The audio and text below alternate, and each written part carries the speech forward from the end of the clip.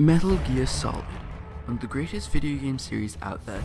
Each game in the series receives at least one award and gains very high praise from game reviewers and gamers alike. Each game in the series has very memorable locations, stories, characters, gameplay, segments. There's just too many to talk about in such a short amount of time.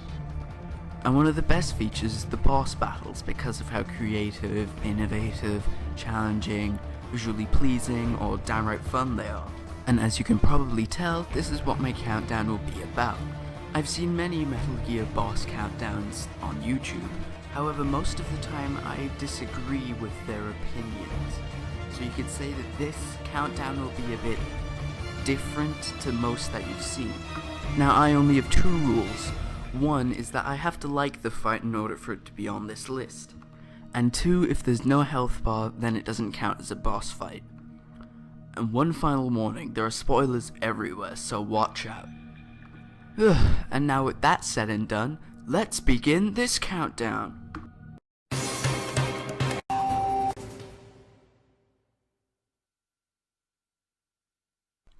Whoa. How is Psycho Mantis first on the list, I hear you ask? Before I say why this is so low down on the list, I'll start with what's good. His breaking the fourth wall still puts a smile on my face, such as making everyone hear music. It's Psycho Mantis. He's controlling Meryl. That tune is his mind control music. Or telling you what type of player you are. You are a very methodical man, the type that always kicks his tires before he leaves. You are a highly skilled warrior, well suited to this stealth mission. You are extremely careful of traps. You are either very cautious, or you are a coward.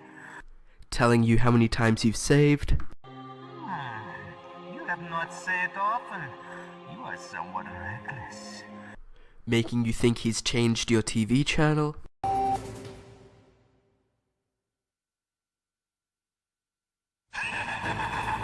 Making you think he's moved your controller. Put your controller on the floor. Put it down as flat as you can. That's good. Now I will move your controller by the power of my will alone. And saving the best and most famous for last, having to switch controller ports in order to beat him. So, you used the other. And who can forget his chilling death speech, where he says the two of you are the same. For such a lunatic character, you somehow feel sorry for him, especially since he has a bad past that he ran away from to try and forget all of it. What's worst is his final dying wish, giving the location where Snake should go next, is actually a good one. And what Psycho Mantis says hits you hard. If you want to find your future, go through that door.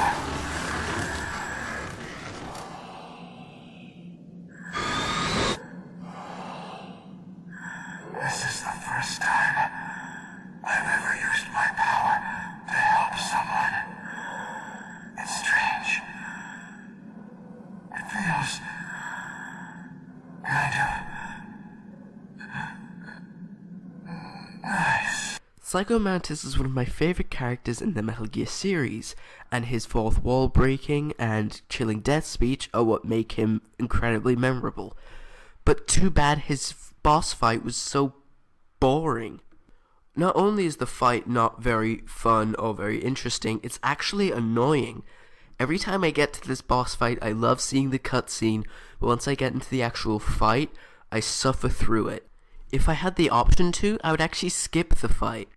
And I don't know if it's just me that I haven't figured out the tactic how to beat him properly, but I just keep dying all the time. But don't get me wrong, this isn't the most annoying fight in the first Metal Gear. Oh no, it's far from that. There are actually worse boss fights out there. Now you may be thinking that I was a bit too negative and that they did the best with what they had. The fight is pretty old, but As you'll see later on in the list, old fights can still perform very well, more than a decade after it was released. So to sum up, Psycho Mantis was great, his mind-bending abilities were amazing, but too bad it was all let down by the boss fight.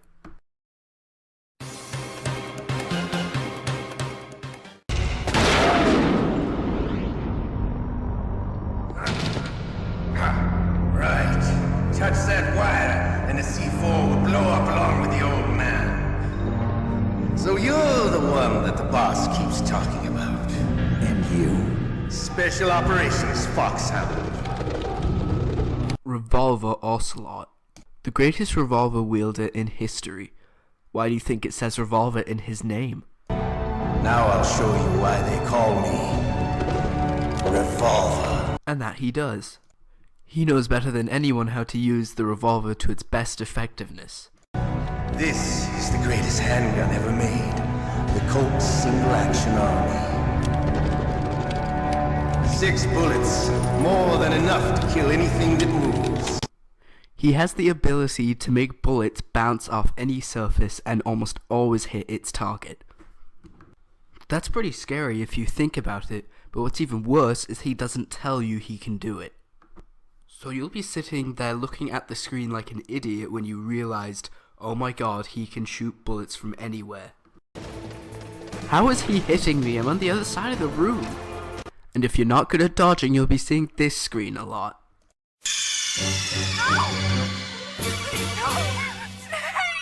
Not only that, but the Armstech president that you've came down here to rescue is rigged to C4. You take one wrong step and he's done for. No, don't touch it! C4. Which makes dodging his bullets even more risky. The Revolver Ocelot fight is all about accuracy, trying not to run into the C4, dodging Revolver Ocelot's bullets, and trying to hit him all at the same time. When it comes to shooting, you have to be very accurate and time your shots, unlike the guy in the video.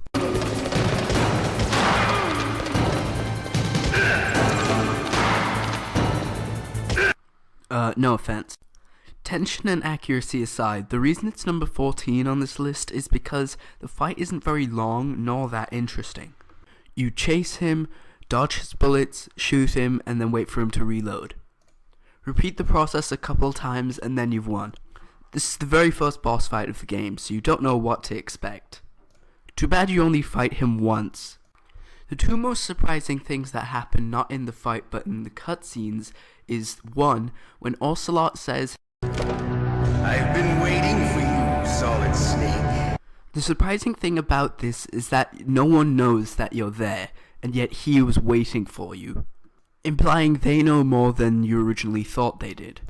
And second is at the end of the fight when Ocelot, well, this happens. Boss, it's been a long time since I had such a good fight, but I'm just getting warmed up. What? My hand!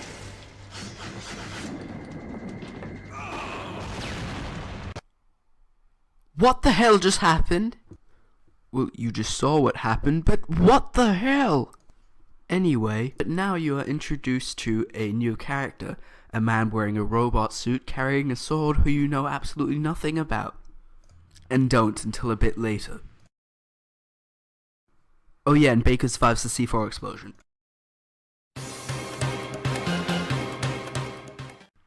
What happens when you combine an annoying game mechanic with a boss central to that game mechanic?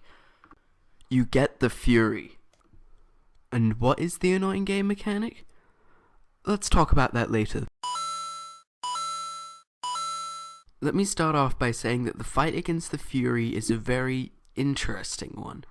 You are fighting an astronaut wearing his spacesuit with a flamethrower attached on his back. When he went up in space, he must have seen some traumatizing stuff because he's still talking about it. I came back from space. As I returned, I had one vision. The world set ablaze. And you know what I saw there?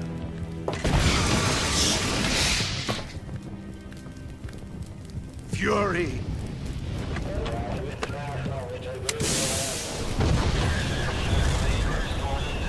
great and terrible fury at being alive. Now you're going to feel the scorching heat of that horrible blackness. Oh crap. This isn't going to end well. After being reunited with Eva for a short while and seeing a rather wonderful display of Granin being killed, you're on your way to Groznygrad. And out of frickin' nowhere, the Fury appears. You've just come out of the huge battle at the end, so you think, oh, there's not going to be a boss battle for a long time after that fight. Not 20 minutes later, and you fight another boss. The fight with the Fury is almost the complete opposite of the fight with the end. The fight against the Fury only has one stage, much like all the other boss fights in Metal Gear Solid 3. But who needs stages when you have a guy with a flamethrower? What are you going to do in the second stage, make him take off the flamethrower and fight you? He'd be way too slow for that, still wearing the astronaut suit. God, I really need to stop getting off topic. Now, I was originally going to talk about the different attack patterns the Fury has, but in the end, the Fury just shoots fire. So what's the point in that? Instead, I'll talk about the music in this fight. Now, I bet you're wondering why I'm only starting to talk about the music now, and not earlier on. Because the music in those fights was literally all the same. It was just that Metal Gear Solid 1 dual theme.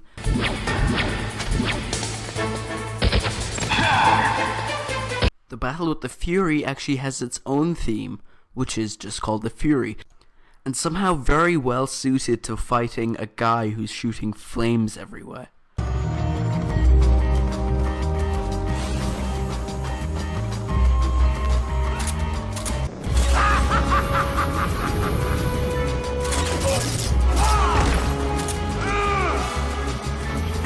I'm not sure why the song goes with you burning alive, but it somehow works. Plus, the Fury shooting fire everywhere gives you a better light source, and it looks absolutely spectacular. Even for PlayStation 2 graphics.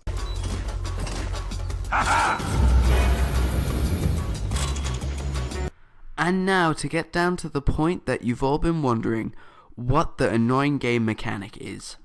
Remember that hint picture I showed you a few minutes ago? Now, do you know what the answer to that was? Oh, come on! Who did that? That ruined the whole thing! Yes, the super annoying game mechanic that the Fury is based around is fire. Now you're probably asking yourself, what is he on about? Fire isn't that bad. I mean, seriously, fire is one of the most, or probably the most, annoying game mechanic Metal Gear has. I don't know how many of you have actually thought about this subject, but oh, I have. And fire is annoying. No, not annoying, actually that's too nice. Rage-inducing is the proper word. Don't believe me? Well, let's go over with what fire actually does to you. It drains your health quickly, and every few seconds at that, forces you to change what you're wearing, forces you to have a higher chance of dying, gets you hurt quicker, especially in this game, and most important and annoying of all, drop and roll. Unless you're playing any of the games before Metal Gear Solid 4, and in that case you just roll. What fun that is. And I guess it's safe to assume that you're pretty much fed up of all my whining about fire, and you just want to hear what the hell I think of the fight. Okay, so things I like about the fight.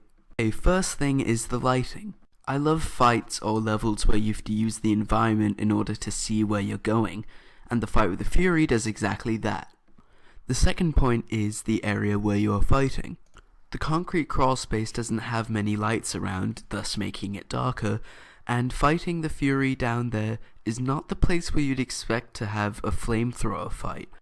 The third point is how surprising it is. The fight with the Fury literally comes out of nowhere.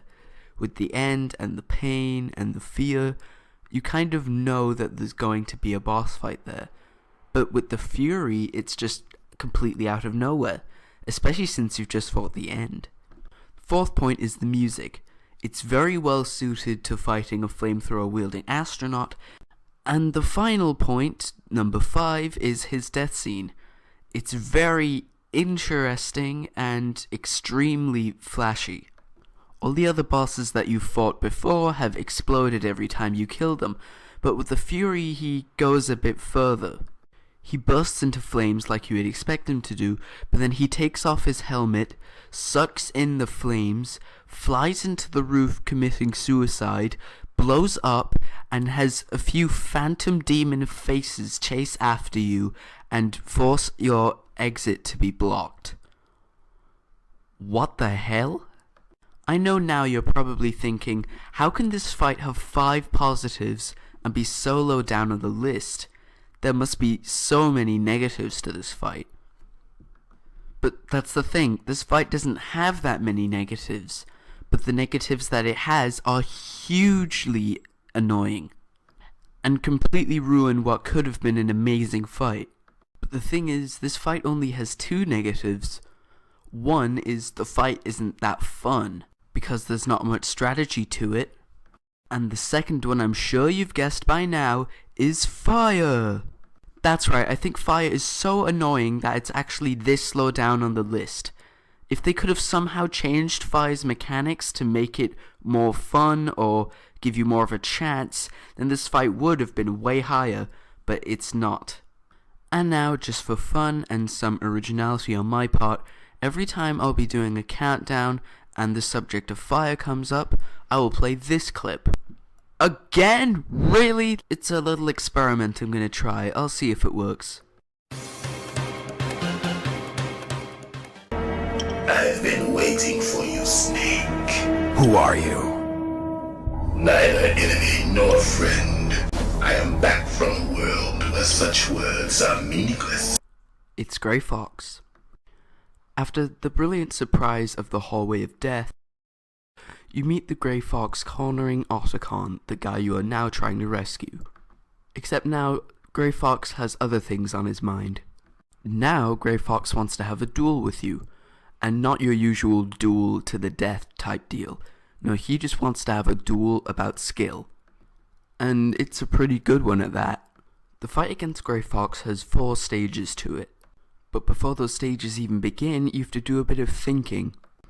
You see, up until now, you haven't been playing the game that long, like half an hour, and so far all you've been doing is just choking people or shooting at them, whatever your preference is. And the only boss you fought before that was Revolver Ocelot, where you just shot at him. And so you think, oh, this fight I'm just gonna have to shoot him. Actually, you don't. I bet people's first reactions as this fight started was to get out your gun and shoot him, and how dumbfounded you looked when you saw his life bar wasn't going down.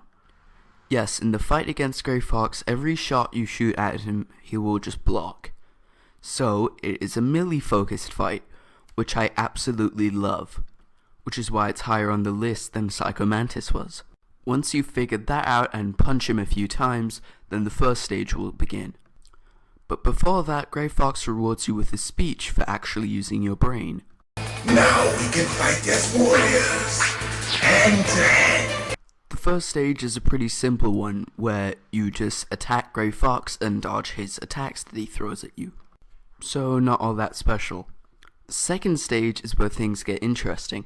It's almost the same as the last one, except Grey Fox is hiding and you need to find him. However, if you find him and don't react quickly enough, his attacks will damage you severely. It's kind of like if you were to play hide and seek with someone and then when you found him, it would turn into who can punch each other in the face first. God, I hope that's not a real thing now. With the third stage, Grey Fox comes to his senses and realizes hiding won't work, but uses another strategy that you definitely don't see coming. This is a stage I also like to call the teleport stage, because every time you try to hit him, he teleports and tries to do a power punch. Getting hit now hurts you even more and leaves you surprised every time. And then comes the fourth and final stage, which is... Oh my god! That gave you a scare the very first time you played it, because its life bar is completely gone, so you think, oh, this fight is over, and then that happens. Worst thing is he does this more than once. He does it every time he... With this final stage, it's your chance to beat the living hell out of him, or just stand at a safe distance and shoot at him. Now the actual fight against Grey Fox is a pretty good one, considering the time and the limitations they had, except it doesn't really feel like you're fighting a master ninja. Like you saw earlier how Grey Fox cuts off Ocelot's hand, you see how skillful and acrobatic he is, but in the fight you don't really see that. The only acrobatic attacks he has is his spinning kick move, his jumping down onto the floor move, and just how he gets about the place. Even though the fight isn't as good as it could have been, it still has quite a lot of good things about it, such as it being a melee-focused fight, and how every move Grey Fox does somehow destroys the office you're in, and also the actual build-up to the fight. Except it's here on the list because, well, it's a Metal Gear Solid melee fight. You would never expect a Metal Gear Solid 1 melee fight to even get into the top 10. Or would you?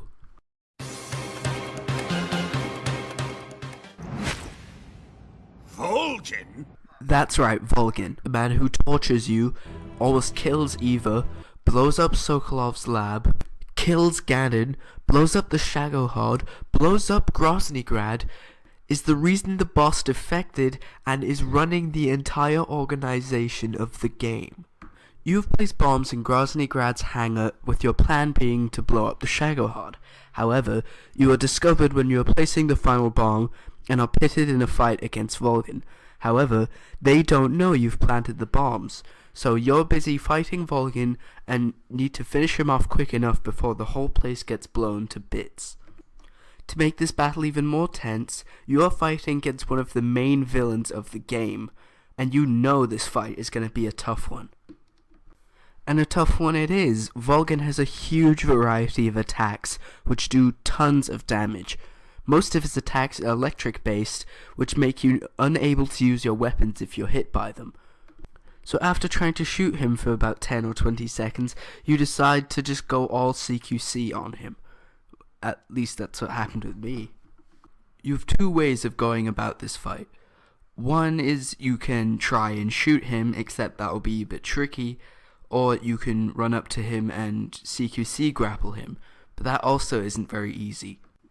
If you go the shooting route, you need to get it at crucial times, because if you try to shoot him from the front, it will all be blocked, kind of like with Grey Fox. You can, however, shoot him when he's on the floor, but from behind, Volgen is actually vulnerable. The problem is getting behind Volgen is a lot harder than you might think.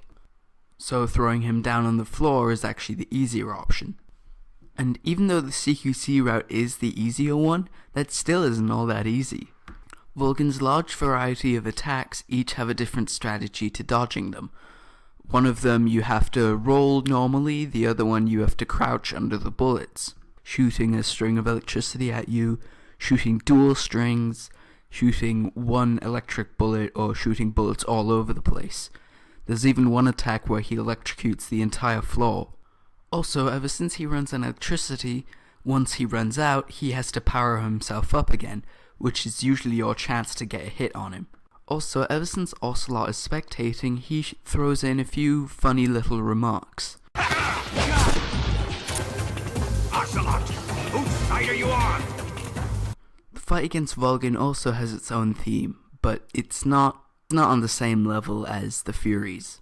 I mean, it's a great song for the situation, but not that big of a standout, to be honest.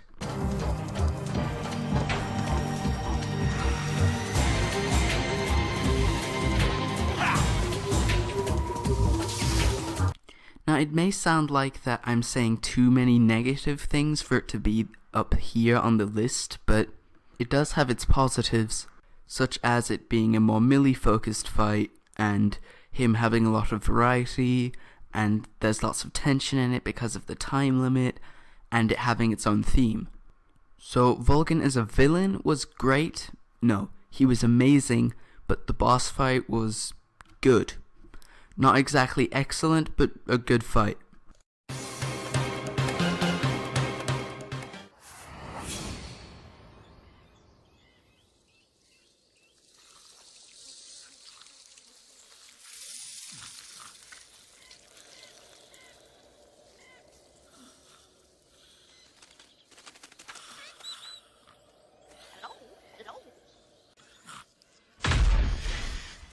I bet you weren't expecting that. Now let me just say, this countdown when I was starting to make it was a pretty rocky one. Psycho Mantis wasn't even going to be on the list because loads of people have done it, and the end was going to be higher, but he was definitely not going to be number 1. But why did I put him lower down, you ask? Because the more I thought about the fight, the more I realized that I didn't like the fight very much. Now let me just say, and this definitely affects my opinion, I am not a big fan of forced sniper levels. Part of it has to do with that I'm not very good with snipers in any game, and the other point is it usually doesn't let you use your own way. It just forces you to snipe everyone, and if you don't want to do that, then tough. At least with the fight against the end, it urges you more to use snipers, but if you want to use another tactic, you can. Now I'll start off saying what I like and move into the negatives in a short while. If you thought Volgen had a lot of variety, then the end has a crap load. I don't mean the type of variety as in the way the end attacks you, I mean the ways you can find him. You can do all sorts of things to try and find him. You can see his lens flare off the rifle, use the heat vision goggles and try and spot him, shoot his bird to get his attention, give him the Konami code in the map to see all the locations he could be hiding, track his footprints with the heat vision goggles, use the directional microphone to try and pick up his hearing, and if you want to be the ultra rebel, don't use any of those, just try and find him. P.S. If you do this, you'll be there for hours. And if you're the ultimate master at sneaking, you can hold him up from behind. Also, if you do this, you get a nice little bonus, which is his camouflage. What's amazing is the variety doesn't even end there. If you get shot enough times by the end, he will literally pick you up and bring you all the way back to the prison where you were earlier. If you stay in one place for too long, the end will just kill you. You can leave the fight whenever you want and replenish your supplies, and probably most famous of all, if you set your clock 1 week ahead or just completely forget about the game and reload it again, the end will appear dead. Pretty amazing the amount of things that can happen in this fight. And by now I'm sure you're wondering, how the hell does a fight with this much variety be all the way down at number 10 and not number 1? The answer is actually pretty simple. People praise this fight for being a one-on-one fight against a legendary sniper in a huge open jungle where it's basically a hide-and-seek game. But that's the damn reason why I hate this fight. Imagine taking that hide-and-seek aspect from the Grey Fox battle, but spreading it across a frickin' ginormous forest. And every time you find the end, he runs away like the Flash, or drops a stun grenade if you're not quick enough, or drags you all the way back to the jail cell if you get hit too many times, or can regenerate using the sun like using photosynthesis, or is just better than you at everything he does. Ugh. Granted, I am being a bit too negative. The fight can be pretty fun at times, but some other times it's just super annoying to not find the end after searching for him for about an hour. And when you finally do find him, you flinch and then he runs away. Ugh. The reason I haven't mentioned any stages or music is because, well, there aren't any. Stage-wise, it's just one big thing, and music, there's just none. It's just the sounds of the forest, which I actually like. It makes it feel more real. But all the other stuff, just no. I've seen the end placed on many, and I mean many, Metal Gear boss countdowns, in the top 5s, or even at number 1.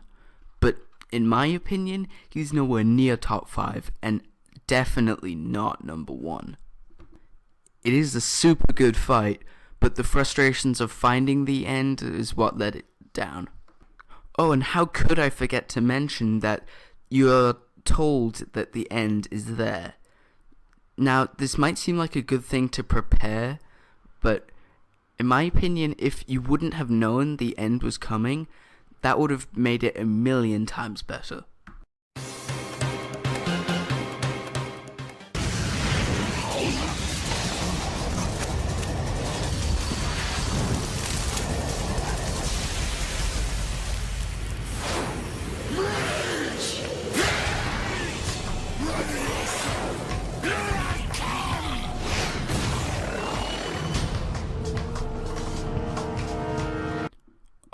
Oh yeah, Raging Raven. I'll just say this now, I love this fight. Now I'm guessing that you don't think the same way as I do and you just want to hear my reasons, so I'll go ahead. The first thing is the originality of the fight. Yes, it's true that every Metal Gear boss fight, or at least most of them, are original in some way or the other. And this fight is definitely no exception. You are fighting a woman that you think is a man because of her weird voice. Let it boil to the surface! In a robot suit who has wings on her back with rockets attached to them, with an army of robotic birds that basically suicide attack you. And this is going on while you're trying to shoot her out of the sky from the top of an abandoned church. If that doesn't scream originality, then I don't know what does. But anyway, down to the actual fight itself. The fight itself doesn't have that many special things to it. You just shoot whatever you see in the sky and hope you hit her. If you're good with a sniper rifle, then this fight is right up your alley, because that's the best way to hurt her. There are also incredibly interesting attacks, like her shooting her grenade launcher to blow up parts of the church,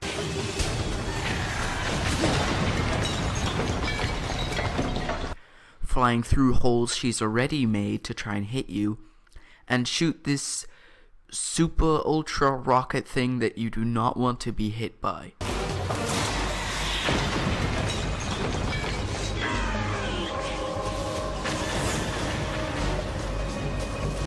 Also, if you're unfortunate enough, like I was a few times, you can actually be blown off the church.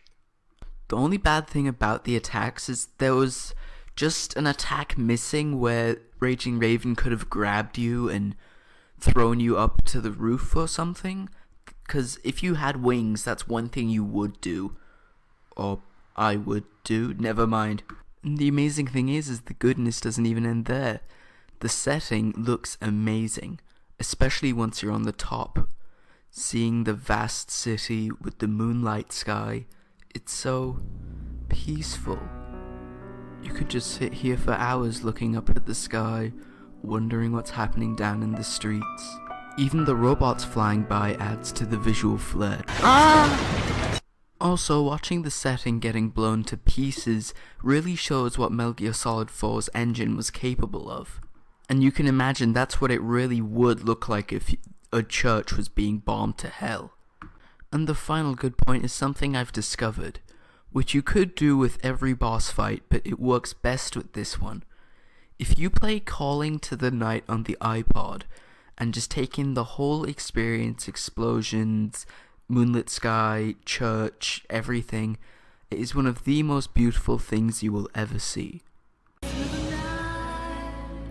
To the day when everything is gone, carry this soul away from the dry land.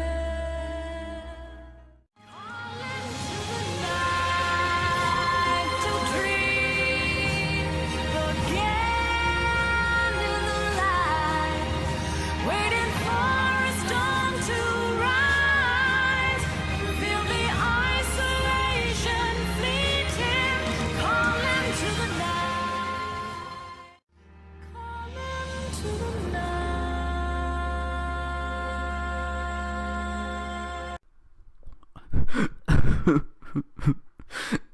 I'm sorry, I need a moment. That was so beautiful.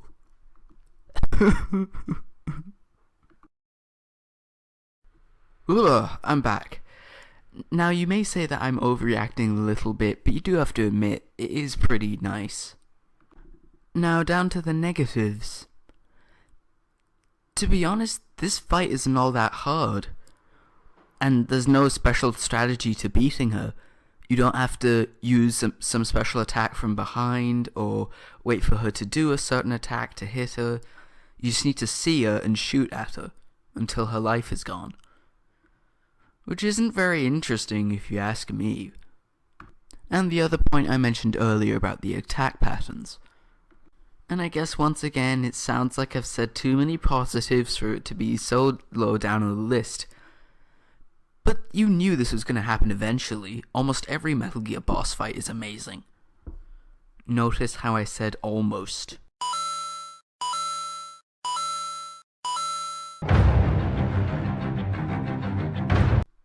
Her suit shedding is also pretty amazing, which I can't believe I forgot to mention.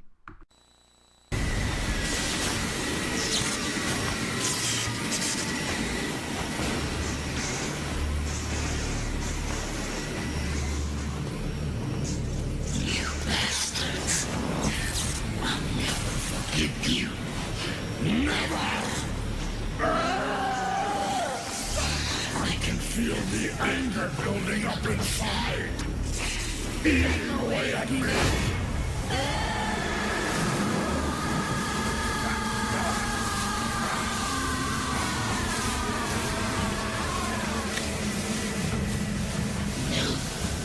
No. I'll never forgive myself. I don't want to be angry. I don't need anger. I'm not angry.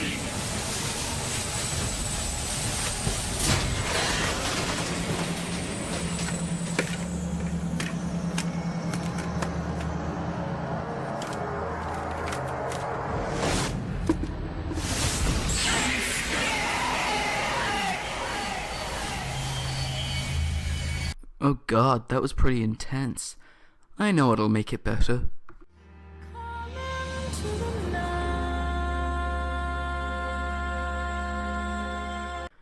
Oh, I love that song.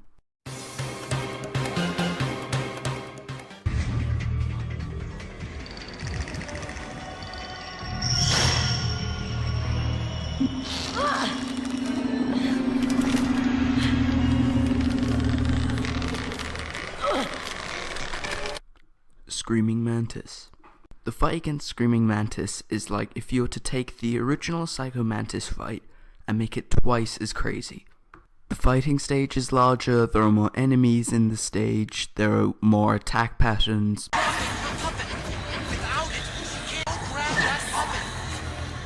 more ridiculousness in general,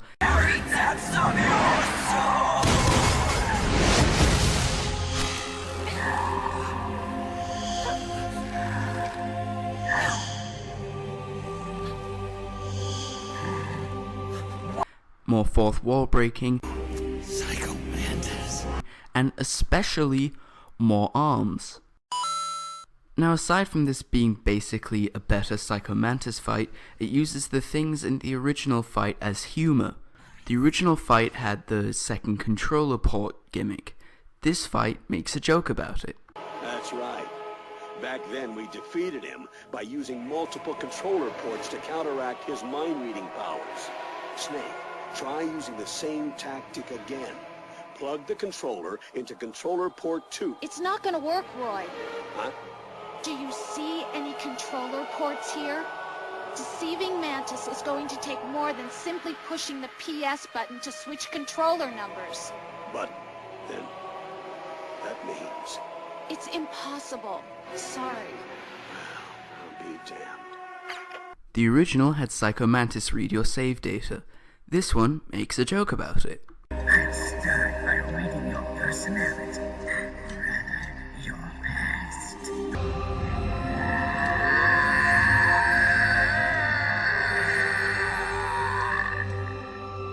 What? Where is your data? Where is it saved? It's memory card. Damn, your skills have improved. Or rather, your hardware. And finally, the original made you think Psycho Mantis was moving your controller when it was actually just vibrating on the floor. This game also makes a joke about it, but it depends on which controller you have. If you have a controller that has the vibration function, then this cutscene will occur, which is definitely the funnier one.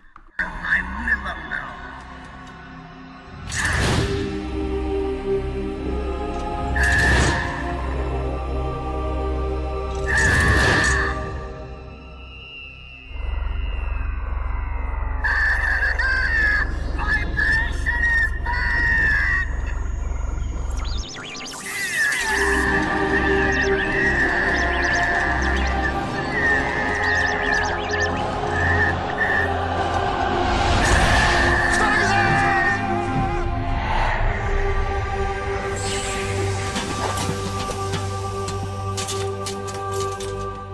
This fight really shows off what the Psycho Mantis fight would have been like if it was made at this time.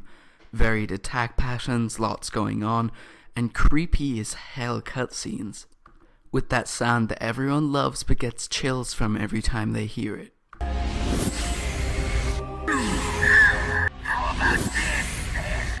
And not to mention one of the best appearances of a series favorite. Yeah, take that, Mantis, I beat you again. Wait, what's happening? Why are the limbs moving? No, this can't be happening. No, no, no, no, no, no, no, no, no, no, no, no, no, no! Oh crap.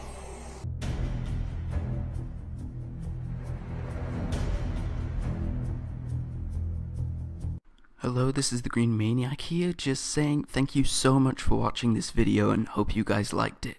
It took me quite a long time to make this, well, a lot more than I originally thought it would, and I hope you had as much fun watching it as I did making it. See you around.